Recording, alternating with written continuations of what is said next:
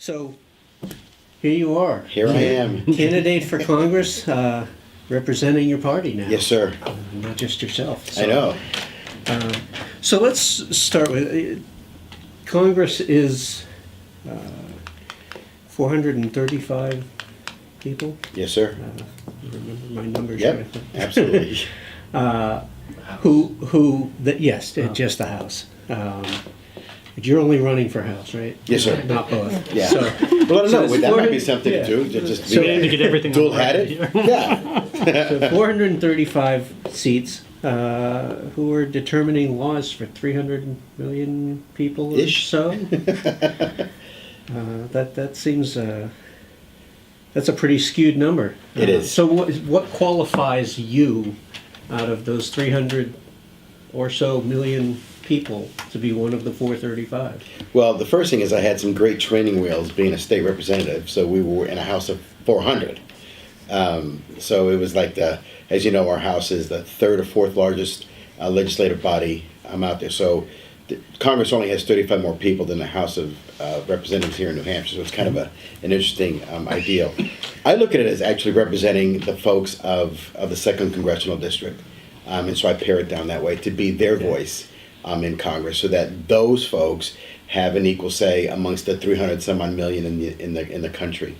And so I look at it that way, that I need to be their voice. I need to be their listener to be able to bring what those issues and concerns are that they have to Congress, and then be one of those 435 that has an equal voice to make sure that we're not lost in the noise from some of the states that have a lot more representation.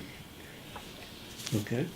And you mentioned, so in 2 years, and we touched on this during the summer. Yes. In 2 years in the state house, you put forth no legislation. Right. And you said you wanted to see how things operated Right. before you jumped in, but that in Congress you would not take that approach. You Right. would feel more comfortable stepping up. So I'm sure that probably came up in different venues. It did, You absolutely, talked with people yes. around the state, so you've undoubtedly been giving that some thought. So Yes. now, what are your legislative priorities heading into Congress? What are maybe some examples of bills that you want to get right in there? And Absolutely. That's a great question. So I kind of bin them in two categories. One is to be a mouthpiece for legislative that affects the country as a whole, like debt reduction, because people don't talk about that. It's one of the things that's probably one of my biggest issues that I think that Congress needs to address. We don't talk about that, but certainly I would be a proponent to look at how do we decrease our spending within Congress, and be a vocal voice for that. The other thing too is I would bring some ideas, things like opioid issue that affects our state primarily, and to do some things that can enact continue some legislation that the administration has put forward, like bringing money into the state for opioid issues, make sure that we're getting the right amount on our fair share, to do some stuff to be able to be that person down in D.C. for the governor. I think the governor and I have talked often that a lot of times he feels a little handcuffed. He can't pick up the phone necessarily all the time and call down to Washington and get his answers or his phone calls answered or returned. So I would be that proponent to help the governor and what we could do from a federal perspective to help the governor help run the state more efficiently. And the other thing too is I believe that my time in the House here, I've had some great relationships with people, and they have some great ideas of how, from a state legislative perspective, how they feel the government can help the governor and the legislative body in New Hampshire to do some things. And I would carry some of those low-hanging fruit things that I think that we could be easy, quick kills within the House that really affects just New Hampshire, and try to put some of those into effect in short order probably in the first year. So what would some of those be? One of the things is that when we talk about, they believe that a lot of the state money goes back to Washington, and all of a sudden we have to get the money back from Washington back into the state. And is there any way that we can make sure that some of the money that is New Hampshire money, as an example, doesn't get moved off to the federal body, and then we have to wait and request it to come back. So is there a way that we can pass legislation that New Hampshire keeps most of its money that we have here instead of sending it off to the federal government, just to ease that burden and just to give them some ability to actually use the money that we believe is New Hampshire's money, and not have that kind of send the money away and then ask for it back. So those are kind of things that... When you say New Hampshire money, do you mean taxes paid Yes. by New Hampshire people? Yes. In federal money? In federal money, right. And we don't, and that, I guess your argument is we don't get enough money Back, from right. them. Right. Okay. And that's, we've heard a lot of that stuff around the water cooler in the House. But anything I can do to help alleviate some of that for the state, I would certainly be a big proponent to do that. So would you be then proposing legislation that would somehow tie tax money that goes from a state and federal aid that comes back to the state? I don't know if it would necessarily be tax money, Bill. It would be some of those things that if the state sends money down to Washington, is there a way that we can alleviate some of that burden on the state? Because what we find is that we send money down to Washington, and then we wait for the money to come back. It's just like what we do in our own taxes. Is my wife would say, that's our money, and we just give it to the government on loan, and then hopefully you get some of it back. So is there a way we can alleviate some of that flow of money back to the state? I don't know what those specifics are, but that's some of the things that we've talked about. So I like to take some low-hanging fruit and just make some quick hits for New Hampshire and show them that I can be an effective legislator. Okay. And in terms of helping the governor Yes. with things, are there particular laws or legislation that you would... Well, one that's on the forefront right now is that are we getting the right share of federal money that's out there to help with the opioid crisis? I believe they're looking at a formula that sets a percentage of how the state is hit, and I think we could be doing more about that, whether it's money to help with the opioid crisis, whether it's to help with the law enforcement, to be able to pass legislation so that there is better mechanisms between federal and state agencies to be able to share data about the issue. Because I think a lot of times, and I've talked about on the campaign trail, is that federal agencies and state agencies may not necessarily share information as well as they should when it comes to drug and addiction.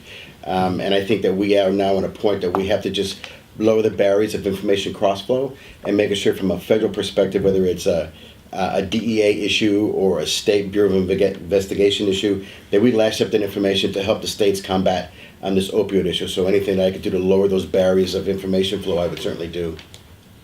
Okay. I know Leora is going to want to jump in. Absolutely. Opioids, Absolutely. But Yeah. first, when you talk about, is the state getting the right amount of that money, federal money? Are you proposing that there be some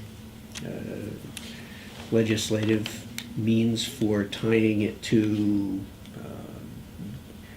death rate per Gravity capita, percentage. or I don't know what that is because I don't know what the formula currently exists right now and how we get, we're getting $48 million over the next 2 years into the state around that amount of money.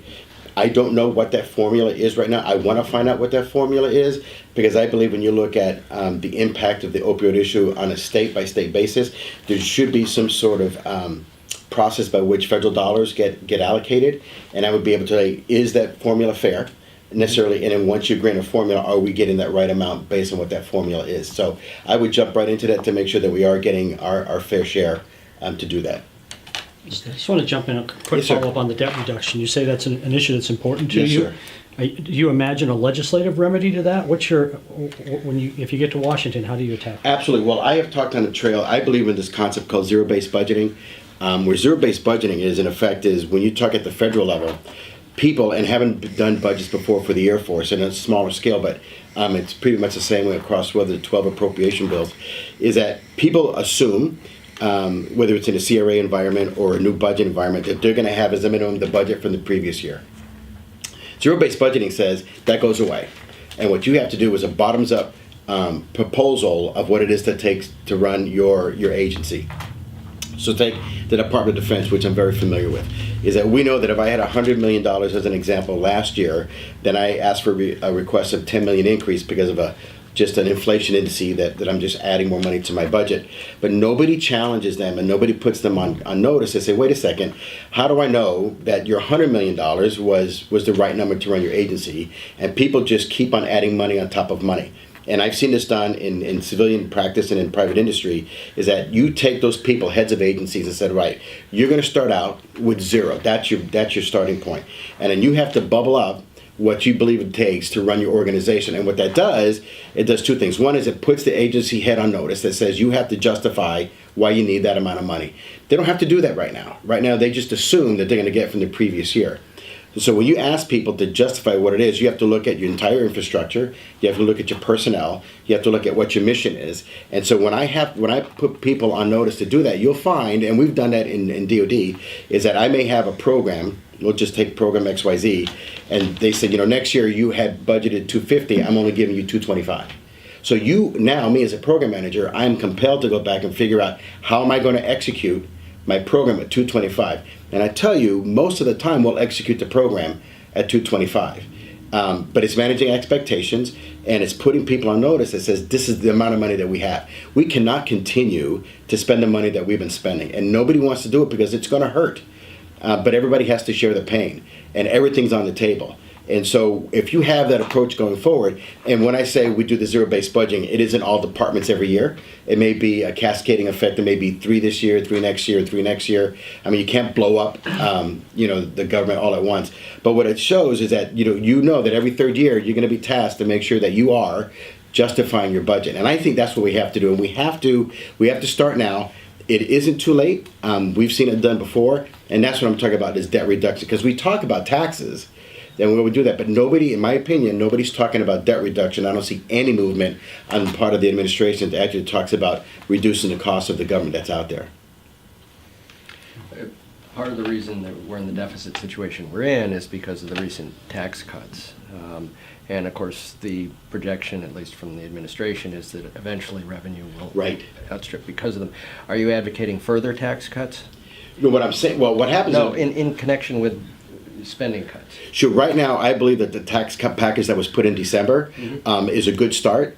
But the problem is when OMB, I think it was OMB that says that if that tax cut stays, that we're going to see this increase in debt. The problem they say that is because they see no concerted effort on the other side of the scale to do debt reduction. So if I'm going to do a tax package, I better commensurate start doing debt reduction at the same time. Or what OMB says is absolutely going to come to fruition. And that's going to increase my debt. But we haven't talked about that. Okay, so maybe I'm not articulating this well, but are you advocating further tax cuts? No, what I'm saying is these tax cuts that are in place right now, I would like to make them permanent where they're at right now. But we have to absolutely be very aggressive when it comes to our debt reduction that we're doing right now. That we have to do right now. So I have a question. Yes, ma'am. Going back onto the opioid Yes. topic. So you talked a little bit about wanting New Hampshire to get the fair share, Yes, ma'am. for funding. The delegation right now, the New Hampshire delegation right now sort of talks about that as well, and more money has been sort of flowing into the state for treatment. So I'm wondering if there's something that you want to do differently. Is it an issue of more money or more money going to different avenues? What is it that you're So first of all, I think that when you get money from the federal government, sometimes it's a double-edged sword. Then all of a sudden now there's an expectation that you're going to do what the government wants you to do. I would be a proponent that, if you give us money, let us in the state or let the state decide how it is that they want to do. What I don't know right now that I need to figure out is how do I evaluate how I'm spending the money from the federal government. I just met with a bunch of CEOs from health centers on Monday, and we had a very good discussion about if we get XYZ amount of money from the federal government, is it being allocated to the right pots? And then how do I know that the allocation is there? What is the mechanism by which they say, do we look at what the treatment policy is? Do I have to change my treatment? Is it about more law enforcement? Is it about,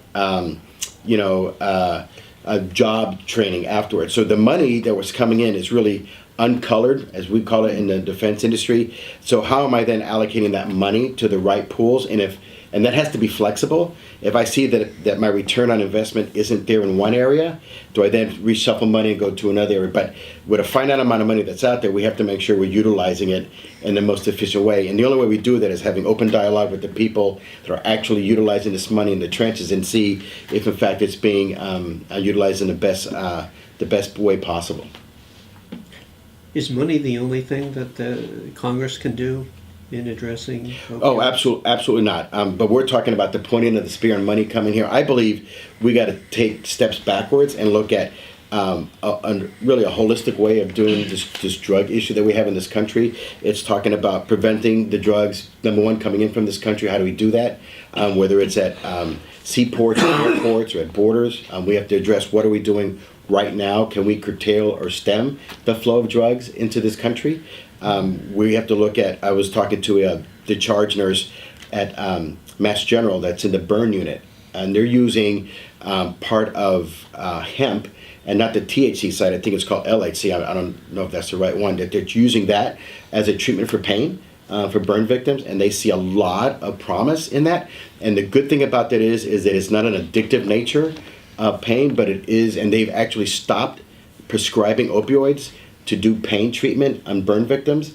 And so there's a lot of promise that's out there. And I think the government has a responsibility in talking to some of the pharmas that are out there to say, is there a way that we can collaborate? Because we give pharmas a lot of money to do a lot of drug development. And is there a way that we can say the drugs that are being developed now, there's got to be some mechanism or some hooks that says, make it as efficient as possible, but less addictive that's out there. And I think it's got to be, and I think we can do that. I absolutely don't believe that there's not a way. It's just that that's a very strong lobbying firm out there, and we need to be able to push back and say, you're part of the problem, not necessarily by commission, but there's an opportunity here to give a treatment protocol to somebody, but make it less addictive.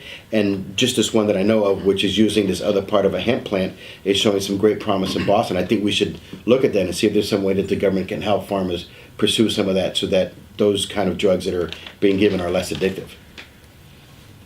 So essentially you bring up pharmaceutical companies. Right. I believe it's Purdue, although if I don't want to necessarily put them on the spot if I'm wrong about this. Sure. But recently filed for patent on a drug that will help people cope with OxyContin addiction.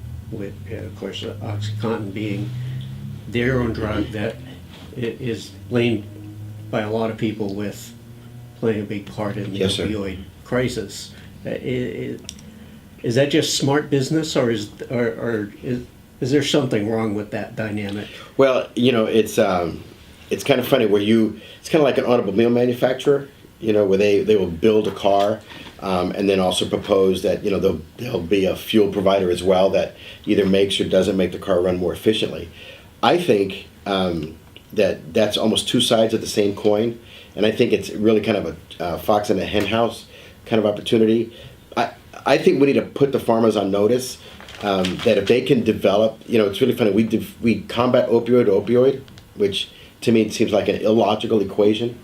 So if I can develop an opioid to help combat it, where's the genesis of where this addictive property comes from? Let's put them on notice and say, you need to find a way, which I believe they can, to reduce the amount of possibility of addiction from a drug. And let that be your starting point, and not being the guy that serves both masters. So I don't know what that other drug that they were talking about. It's interesting, but it seems funny to me that they have so much opportunity to do the right thing, and the federal government, I think, has somewhat of a play to make sure that they're held accountable.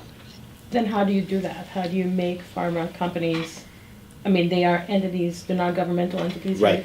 Absolutely. Well, you look at, and I'm a big believer in smaller government, so this is kind of like, how do you balance that by putting some sort of controls on pharmaceuticals? When you look at pharmaceuticals here in this country, and you go overseas, and I've lived overseas, where you can get the same drug that costs us X here in the United States, and it's X minus Y overseas. That to me is just, there's got to be a reason why we in the United States give them the ability to charge that much more, whether it's to a third-party provider or whatever the case may be. We need to look at fundamentally in the healthcare, how is it that we can have our citizens be exposed to such a larger charge of the same product that's being sold in Europe for, whatever the percentage is less. So it rolls back into a different, how do we promote healthcare in this country? And we need to look at fundamentally A to Z, how do we change the healthcare policy and process in the states? Because that to me is a situation, I don't get that. I mean, I'm a simple guy. I don't understand some of these complicated issues, but if I have a manufacturer that's located in the States, builds the same product, and I have to pay more for it in the States than I can do overseas, then that fundamentally has an equation that has to be changed. But if it seems it's not that the companies can do it more cheaply overseas. It's that under our system of capitalism, they can charge whatever they want to charge as long as the market demands it, right? And then overseas, governments are stepping in and saying, no, you can't charge more than this. No, but people don't. Yeah. The conservative viewpoint in America is you don't want the government to tell them that. So how do you deal with that? Right. I think a lot of times you see, and I see this a lot in how we build defense systems here, is that we're so overregulated here in the United States, that the issue with the overregulation is what drives my cost. Because I have to run through so many gates and so many wickets to get something, for example, FDA approved here in the United States. I may not have those same onerous regulations overseas. So is there a way, still keeping things safe, still keeping things purposeful, can I reduce the amount of regulations that are being prescribed by, for example, the FDA to get a product to market less onerous so that it doesn't cost them as much? And I see that as analogous to what we do in the defense industry, is that we have so many regulations out there, and that's why things cost so much, and it doesn't cost other vendors the same overseas. So it isn't about prescribing the government to dictating to the capital market, but it's just allowing a little bit of freedom within somebody who has to develop a product that I'm not buried under all the government overreach that's out there.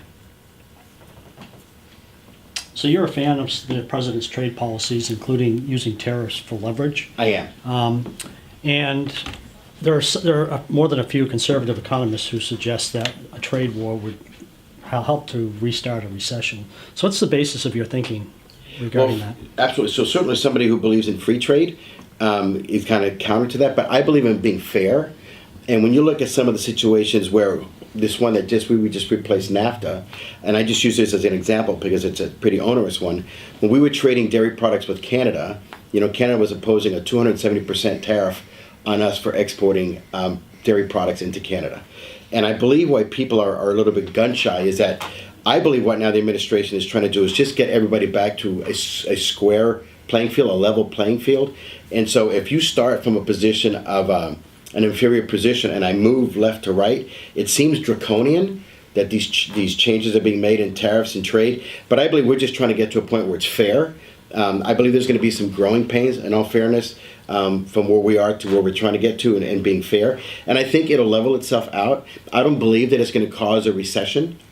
Actually, I believe that as somebody who's a small business owner, and I don't do consumables, so I'm not into that market, but it is an ability for me to be able to sell my wares in an open market that's fair for me, whether it's incoming or outgoing. And I believe that's why I believe this the trade and the tariffs are being adjusted. And I believe people are a little bit afraid because they think it's going to cause some of those unrest. But I think in the long run, it's just going to create a level playing field. And I think that's where most manufacturers want to have.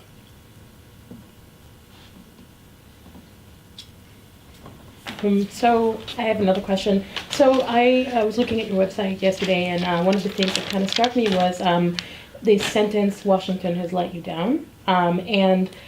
But 2 years ago, voters sent Republicans to the House, to the presidency, and to the Senate. And I'm Yes. wondering, then, how has Washington failed voters, and if so, what will you being there change? Sure, and I think a lot of times when you hear that Washington failed, we immediately get into partisanship.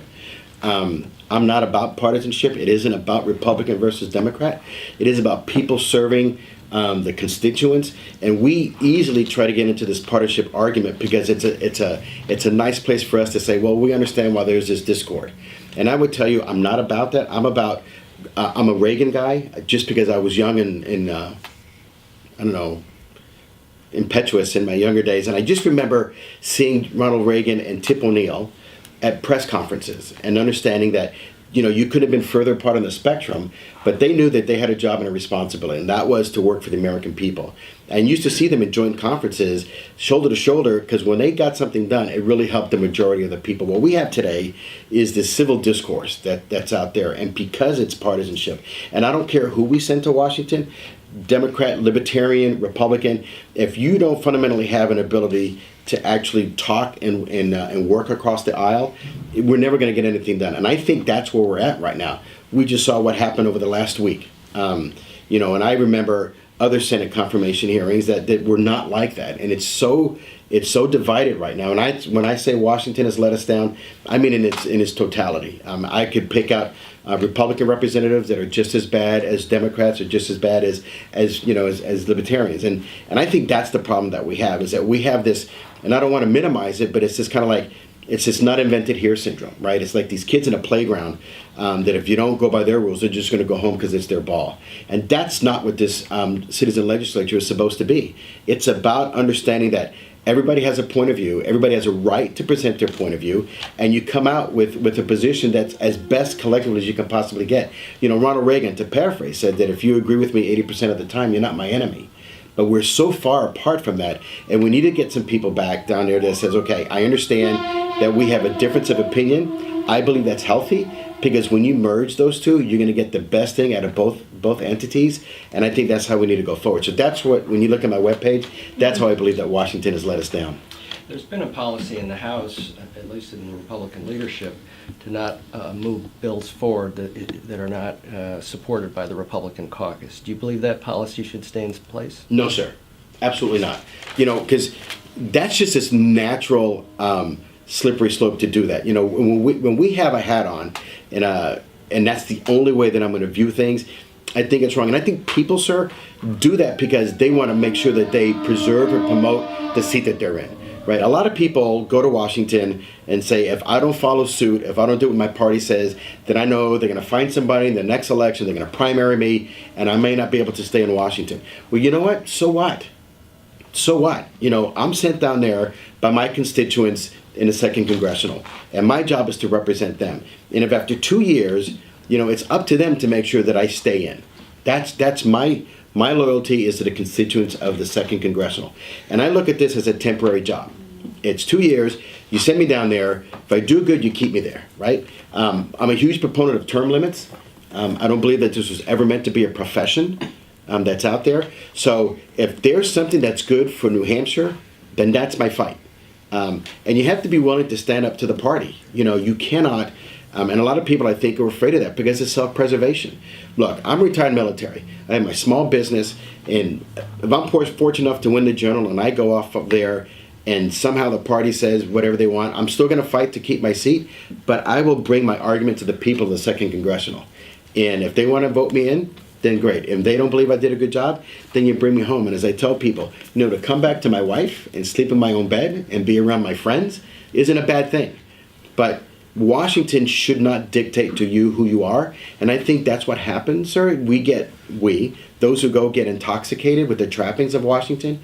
And as I said to many people, the thing that defines Steve Negron is that I'm a husband, and that I'm a father, and that I'm a God-fearing man, a small business owner. Those things are persistent. They will never change. This political thing, I love it, and I think it's fun and exciting. People question me about that, but I like what I'm doing, but it doesn't define who I am. And so if there's situations where I have to buck the party, because that's not what the 2nd Congressional wants, and that's what I do, because that's my job. Term limits, is Yes. that something that if it would have to be legislatively or somehow imposed, or would you have your own personal term limit? I would ask my wife that question because I think she would impose term limits. But, it would be something I would do on my own. You need to know when I'm an athlete and I played athletics in college. There's a time to hang up the spikes. So what's the right time? That's the hard question, right? If I know that I'm still engaged in doing some good things for the citizens of New Hampshire, then I would pose a question to them and say, you know what, I'm going to run again. If there's talk, and I'm going to be coming back here as a constituent servant. It's about listening. My grandmother used to say, I have 2 ears and 1 mouth for a reason. and it's about listening, because when you're talking, you're not learning. And if they say, you know what, Steve, there's a different way we want to go, and if that's something that doesn't fall in line with what I want to do, then I have no problem saying thank you very much. You know, I had a great time here, and now I'm going to come back home and work on my bees. I don't have bees, So I but don't if I want to did put bees. words in your mouth, No. but that doesn't sound like a term limit, except to the extent that the voters decide that there is a term limit. Well, I don't know personally what that. Well, I'm 57 years old. You know, I don't want to be 75 and still schlepping down to Washington. I still want to be functional and active. I don't know what that personal limit would be. I wish I had a crystal ball, but I know that myself and my family, we know that we would have our personal end date, and everybody would know that. And so when that time comes, then I'd be happy to come home. So when you say you believe in term limits, Yes. that's just a self-imposed thing for each.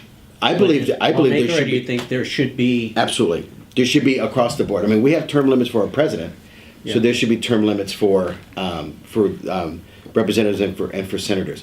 You know, people talk about what term limits are. A lot of it is 3 years, 3 terms, which is 6 years.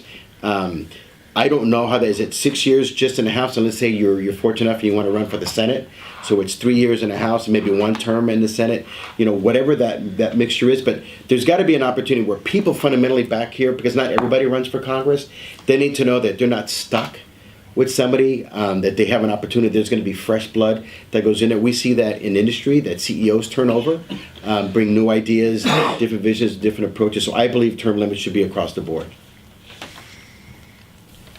So there's clear movement across this country to legalize marijuana, yet we don't have federal laws that allow its medical use. Right. So what will your position be on that issue as a federal lawmaker? Sure. I believe that legalizing marijuana as a recreational drug, I'm not for. But I do believe that medical use, marijuana for medical use, is very important, and I would support that. We see some great inroads with medical marijuana for use for PTSD, for veterans. And as a veteran, that's a huge deal for me, you know, that these young men and women are struggling with some issues.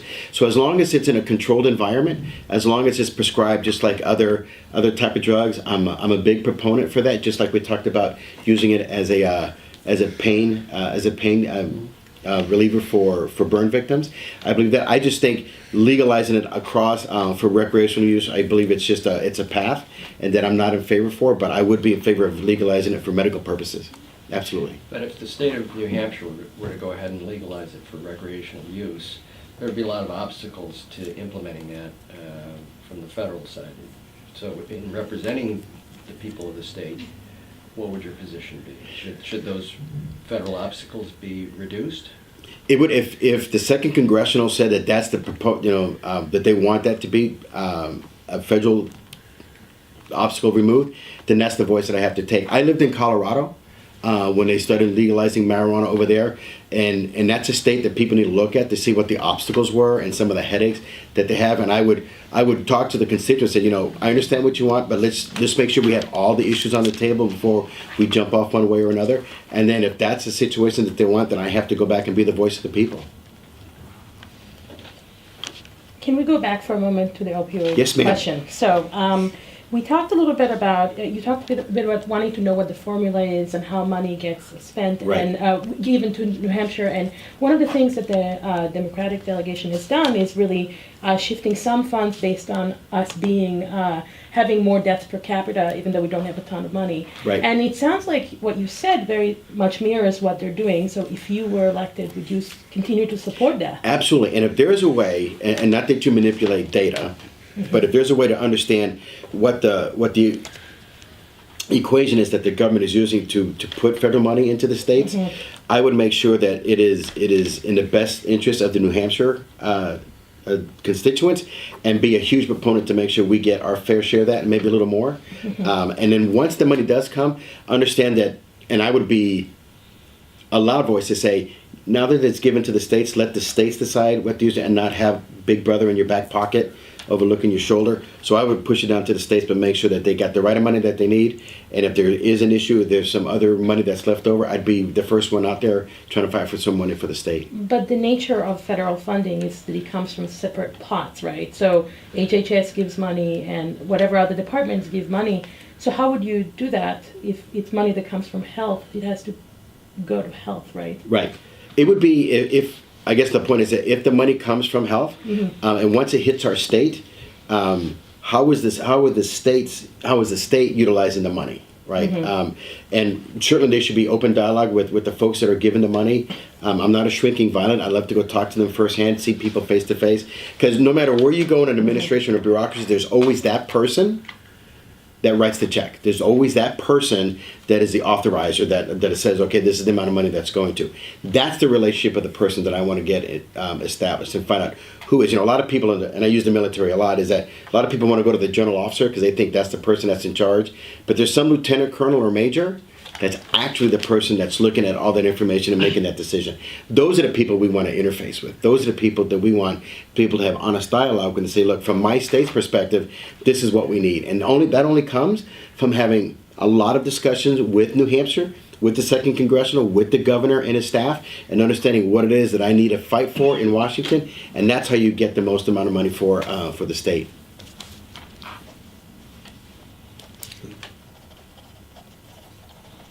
Absolutely. Go right ahead. Okay, awesome. So let's move to climate change. What change? Like you actually said that climate change is among the things that people tell you they're most concerned about.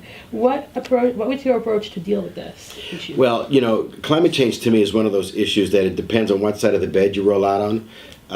It's a very passionate argument that I've heard from both I sides. thought you were going to say the temperature. Well, it all depends on what I. You know, one of those I don't. No. It is. It all depends what day you look at something and you say, oh my God, there's a real issue here, and then the next day you look at something else like, well, is it really? I think it's been cyclical.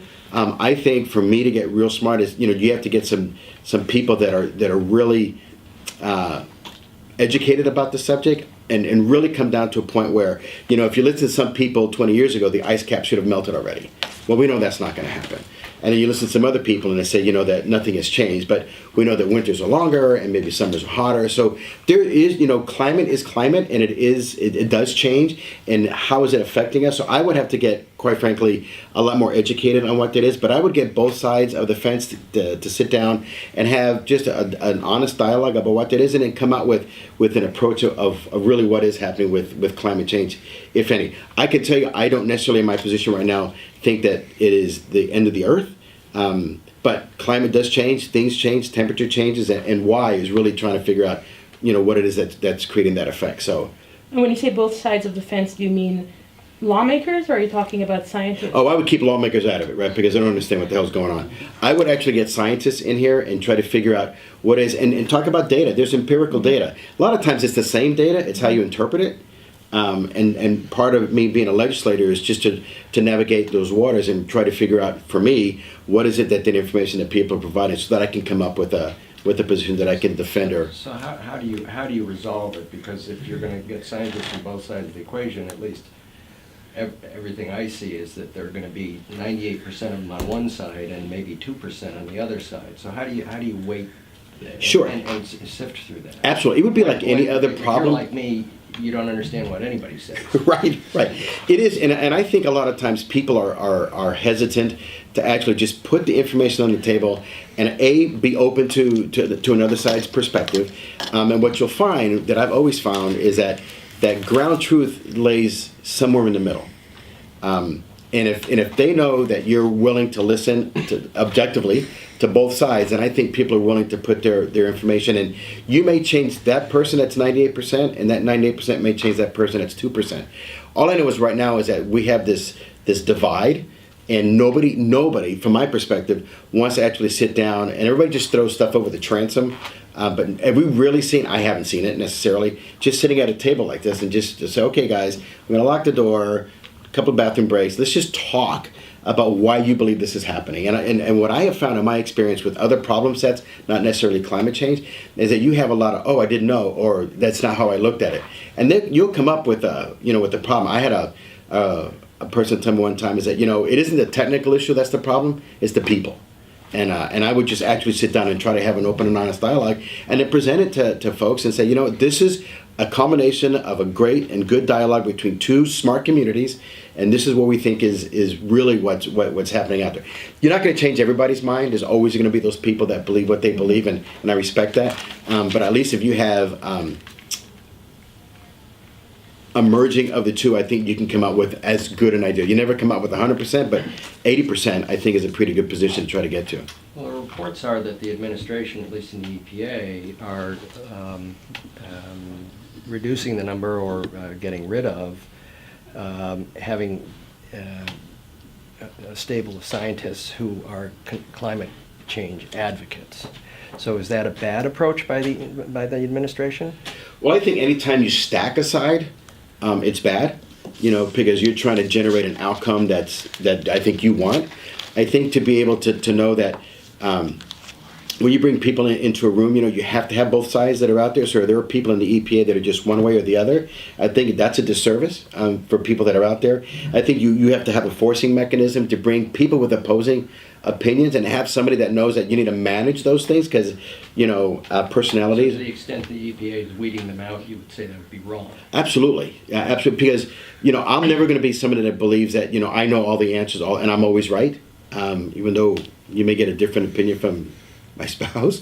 But I think you're compelled, and anybody whether you're a CEO or a commander or a legislator, I believe one is compelled to bring both arguments to the table. That's the only way you're going to get out there. And when you pigeonhole yourself, not only are you doing a disservice for the people who send you to Washington, you're doing a disservice to yourself.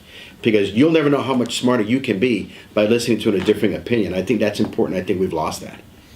But as a follow-up, so the nature of how science is generated is about dialogue already and peer review and these papers that are being put up and being reviewed by others. And so are you saying then that science itself is not having a dialogue about climate change, or what?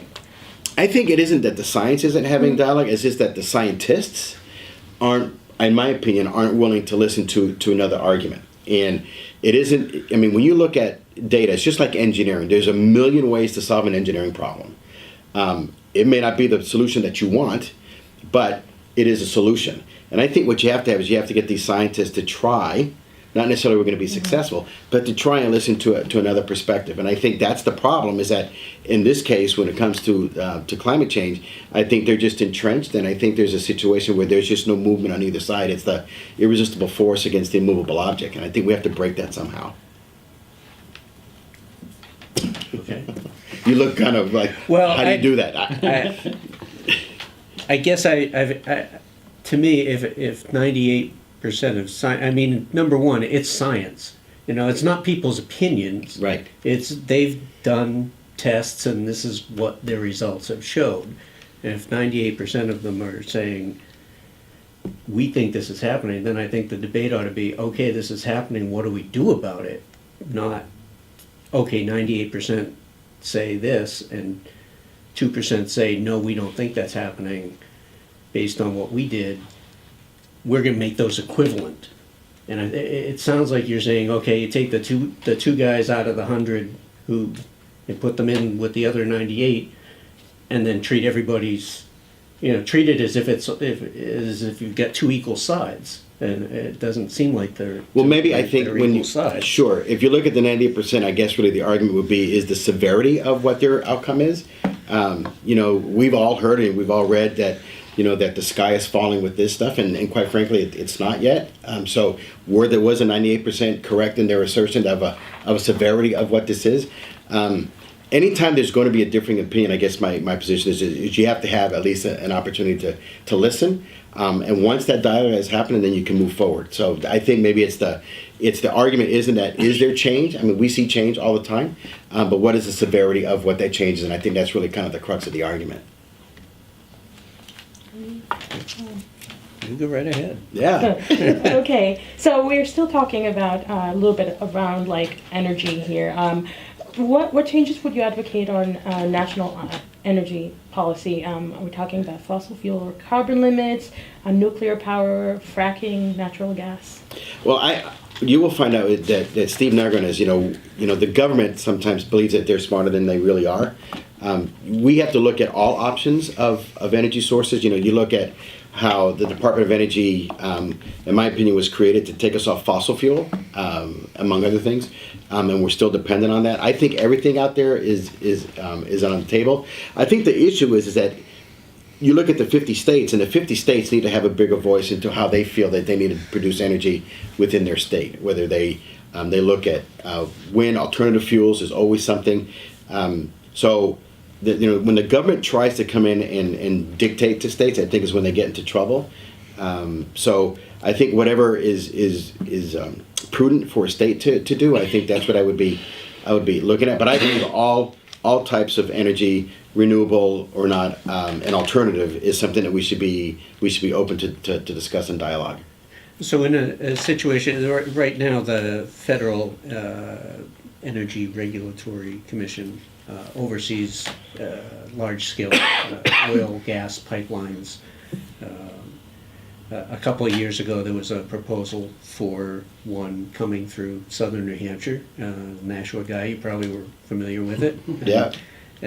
And a lot of people said, wait, doesn't the state have the ability to say no to this? And it turns out that the state had some ability to comment on it, but really couldn't say no if FERC said yes. Right.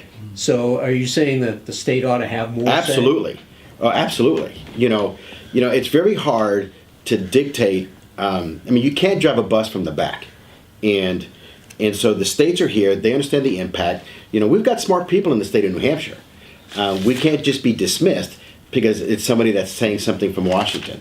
So absolutely, not only just New Hampshire, but every state should have an ability to push back on the federal government and say, that's not right for our state. And then have at least that kind of conversation and not just have somebody just ramrod something through you, because then we're going to live with the consequences of a potentially bad decision. So absolutely, I agree that states should have an opportunity to have an equal seat at the table when it comes to things that affect them. Would that extend to net neutrality, for instance? Because the federal government's the Trump administration is about to sue California for trying to establish that within the Right. boundaries of California. My position is really an overarching position when it comes to states' rights. I think we've come so far along that the states have somewhat abdicated their rights to the federal government, and I think we have a long process and a long road to try to get back our semi-sovereign state, because that's really who we are. We're semi-sovereign states in this country, and to be able to push back. Having been a state legislator, I absolutely believe that the states know pretty much what's in their best interest, and those kind of things should be left up to the state, and not be afraid to bark back to the federal government. So another issue there are a lot of overarching issues that can be dealt with on a national level or state level or local level. One is education.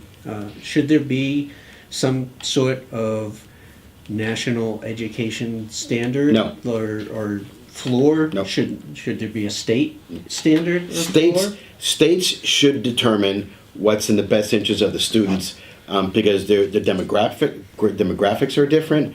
The type of people that are in their state are different. So what Idaho may want to do for their primary and secondary education may not be the same as California, may not be the same as New Hampshire. So each state should be able to dictate and determine on their own what it is that they need to do for the education of their population, and not have a DOE reaching out and mandating some things like Common Core, for example.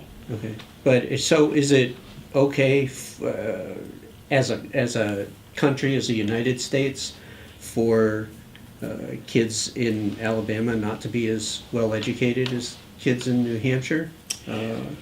Let me try to understand if I understand that question. There should be, per state, minimal educational requirements. Okay. There should be, absolutely. Because what we seem to forget is that we compete in a global environment right now. And when I worked in industry, we found that from a perspective of STEM, for example, that we were hiring a lot of engineers out of this country coming in and doing work for these defense contractors because we didn't have it organically here within the states. And that to me was an issue, and I think states were looking at that, and that's why you see a lot of emphasis on STEM programs to try to get back in front. So when we look at the education of our children, we shouldn't be so myopic and just saying, we're just looking about, what we're doing here. We need to understand, are we preparing these children to go out? Hopefully they stay in the state and be productive citizens of the state that they're born and raised in. But are they productive from an education perspective to go out and be a productive citizen out in a global economy? And we need to have that kind of perspective. Just, if I could just get you to clarify that Sure. a little bit. You're saying there should be minimum standards, say, in Alabama. Are those Alabama's minimum standards, or is there some federal minimum standard that they should at least meet? I guess I would say there should be some federal minimum standard. How I apply and how I approach that should be left up to the states. Absolutely. Thank you. While we're on education, Yes, sir. a big issue in this state over the years has been, education funding, as you would know in the Right. legislature, certainly is a big issue around the state, and a big contributing factor has been the cost of special education. Right. And as you're probably well aware, the federal government mandates that, but it does not fully fund it. So, when you're down in Washington, are you going to be advocating for increasing the federal share of that? Recognizing, of course, that is a huge cost as far as the deficit reduction impact might be. Right. Well, we saw, just as a perspective in the background in the state legislature, we had a lot of discussion on the floor about education and about the cost of education. I think when you look at the situation, I think the states have the primary responsibility to make sure that they know what's being offered, what are the children, the number of children, and they have the sight picture on what the cost is for their education purposes. I think some of those figures and what they need could be augmented by some federal dollars, but what you see right now is that we have a big push to make sure that all children have a right to be educated, whether it's a special ed need or whatever within the state. So we would work with the state, certainly, is that to see if there's some augmented funds that can happen, if there's a shortfall, for example, someplace within the state. But the state has the responsibility to make sure how they fund those kind of things. If there's federal money available, then I certainly would be a proponent to help the governor and his staff to make sure that they get whatever, if there's money coming out from the federal government, that we get our appropriate share for our state. So the amount the federal government is currently committing to spend in the special education arena is good for now. It's just if you can nip and tuck and find Absolutely. things. But here's what I found, Sarah, is a problem is when I get federal money from the government, then behind that is this sort of mandatory edict as to what you should be doing. Well, and that edict exists in the special ed field. Right. But they're funding it at, the 17 to 20%? Percentile, Yeah. right. So, but you're not advocating that the federal government step up and... No, Okay. no. Would you advocate that maybe that mandate be removed or changed so that it's not driving costs at the state level? If I had conversations with the governor and his staff and realized that was causing some sort of a burden on how we're able to then receive money, or how New Hampshire is able to receive money from the federal government, and if there was a way that we can manage or change or alleviate some of those burdens on them, I absolutely would then be a proponent for that. But I don't know what that would be. It would have to come from the state as a request, and I would certainly go and fight on their behalf if they believed that was a better use of the money that came from the federal government. So our intelligence agencies have determined, and the president agreed, that Russia influenced the election 2 years ago. And not much has been done meaningfully to mitigate the odds of that getting any better this time around. As a candidate who's relying on a full and accurate count, how do you feel about the integrity of the vote going into this election, and what steps should we be taking to make it safer? Absolutely, and let me parse that out into two things. So, number one, having some discussions in the 2016 election, it's been clear through some of the security and intelligence agencies that a single vote was not changed. What the influence was in a social media perspective, that they were able to then influence people's decisions on what that was. Having been a guy that's worked in an intelligence community and systems, I think we have a double-edged sword here. Everybody wants to have an ability to have a convenience of voting. They want to be able to vote from their laptop. They want to be able to vote from their phone, not have to go into a polling location. I love the fact that New Hampshire has paper ballots, but we're a small state. That's something that's not conducive to a state like Texas or California or Florida. the United States actually has now a U.S. Cyber Command, the Department of Defense, to try and help, along with other intelligence agencies, to try to stem off that tide from any foreign entity that's coming in. So we know that Russia tried to do some things. We know that the percentage of success is still debatable what that success was. But anybody that is caught or anybody that is trying to seem to influence our outcome of our elections, we should prosecute those. We charged 12 Soviet diplomats for that in the first FBI at Mueller to do those things. I absolutely would be a proponent to be able to do some things to strengthen the integrity of the voting process that's out there, especially from a physical perspective, and that's the machines that are out there. Anytime you lash up a machine to the World Wide Web, you're opening up yourself to a potential security issue. I mean, that's just the way it is. Anything, Amazon, Google, and I'm not a big proponent of people doing it online because that's just another threat environment that we have to now try to mitigate. So anything that we can do right now to take us off of doing that kind of electronic voting. We did have some pushback, and just as a background, I sat on the election law committee, and even people were saying that even paper ballots on the machines that we have in New Hampshire potentially could be spoofed.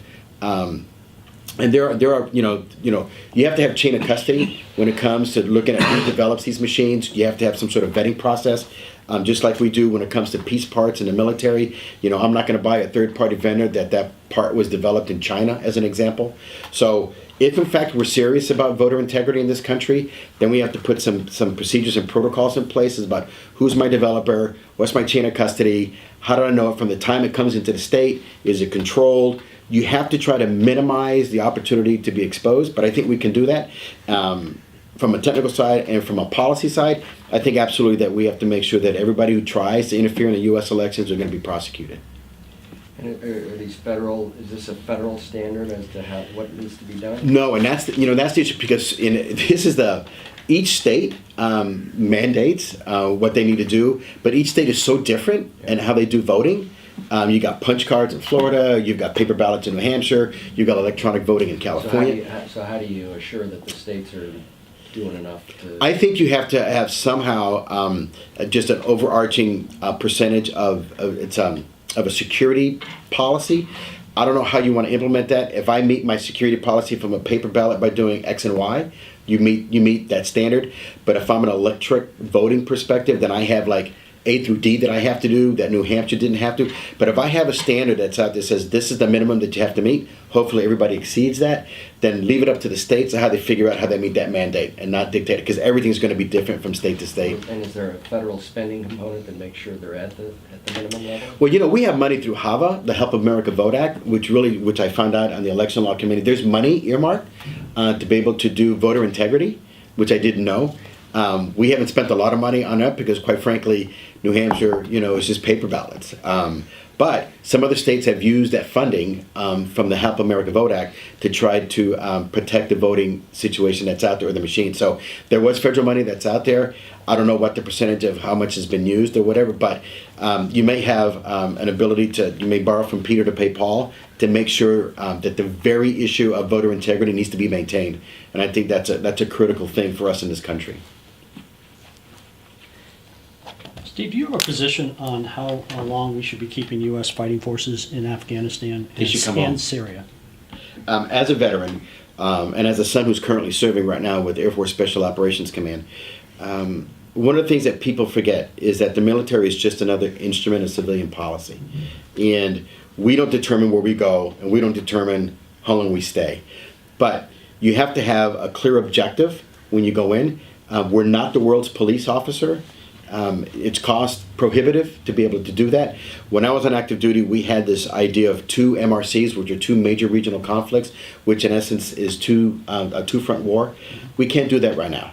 You saw last year in the Pacific a lot of accidents that were happening over there, and that's attributed to just the wear and tear on equipment, the wear and tear on personnel. The op tempo that's out there is grinding right now. This is the longest sustained combat operations that we've ever had in the history of this country overseas. I think you have to have a clear objective from the president and his administration. I'm a huge proponent of General Mattis as the Secretary of Defense.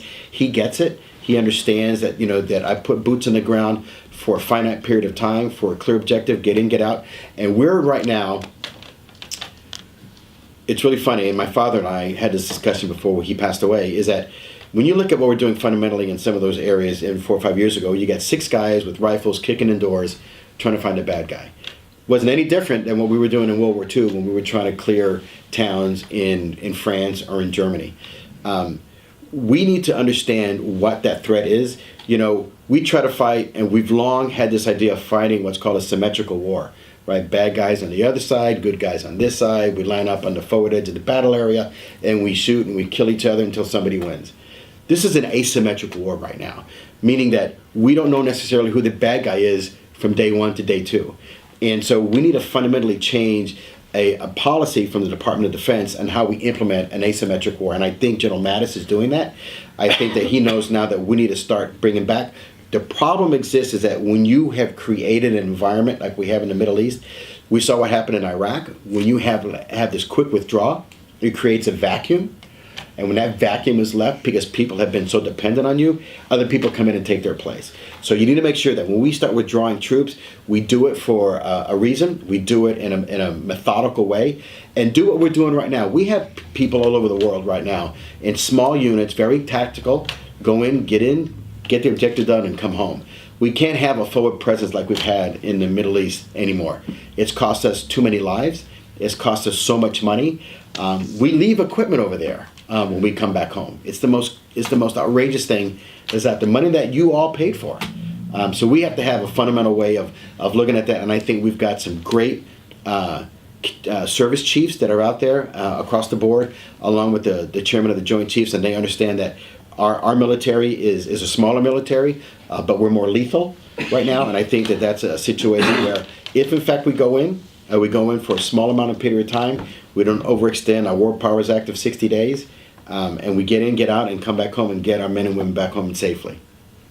So I'm a little bit confused. You touched on a lot of topics Sorry. there, and you started with we should bring them home. Yes, sir. But then you pointed to the lesson from Iraq being you withdraw them, you leave a vacuum. Right. And so what happens Right. then? The- And a similar thing was happening in Afghanistan when we Right. started drawing down there. We saw the Taliban increase its influence again, and so we put more people back in. Right. So are you advocating withdraw people from Afghanistan and Syria now, or we have to strategically think about what will happen if we do that?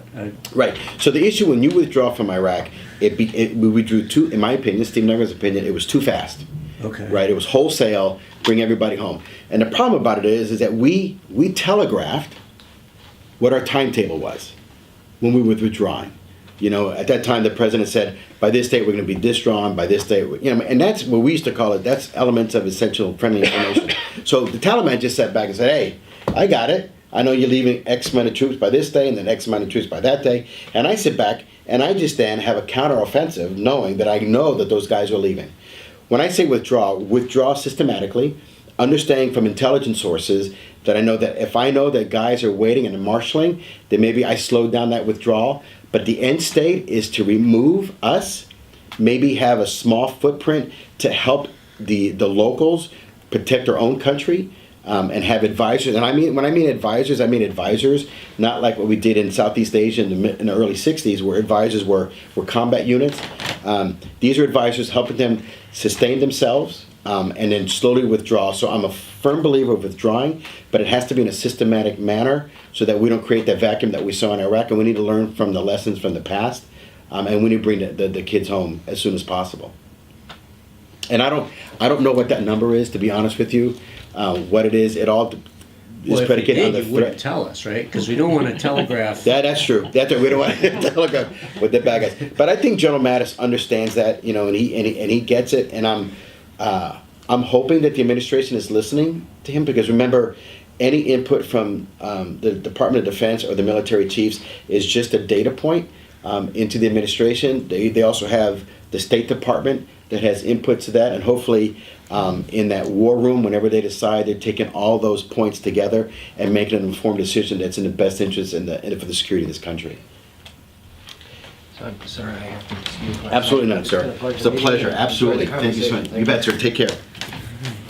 Well, I think we're actually about at the end of Oh, I love talking like the this. questions we had for you. Well, thank you.